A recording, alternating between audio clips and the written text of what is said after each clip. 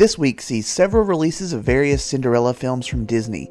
The original animated classic from 1950 returns to Blu-ray, as well as its lesser-known sequels, and 2015 live-action version hits 4K Blu-ray for the first time ever. That's a big hit to your wallet if you're a fan, but are all these worth the pickup? Let's go ahead and find out.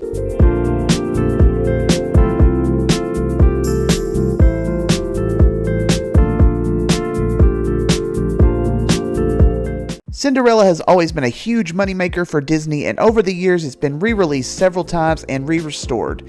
It's also spawned two pretty lackluster sequels as well as a live-action movie. Now, before you get your hopes up about the new release of the classic 1950 film, please note that it is not a new restoration. This is the same transfer as the previous release, and while yes, it does come with a lot of new features and documentaries, it's nothing too impressive. But if you don't have a copy of the film, by all means pick it up.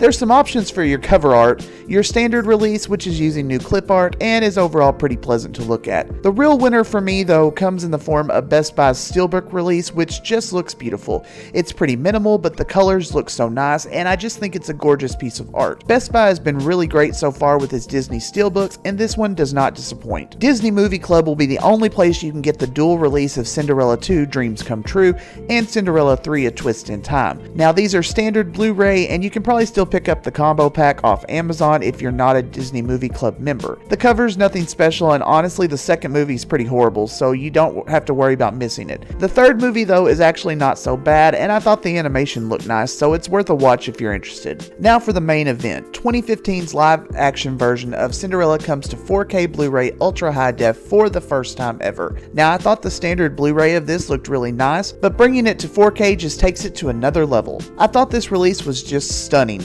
The colors were bright and vibrant, and the HDR really stood out in certain scenes, especially the transformation of her dress. The film was very crisp and clean, and I noticed so much detail. Now I did find that this suffers from Disney's low quality sound effects, but it's nothing to be shocked about considering the previous releases. The stunning image quality was more than worth cranking up the volume though. There are two versions of the cover, the standard one which you'll see everywhere, which is just the movie poster, and it looks beautiful.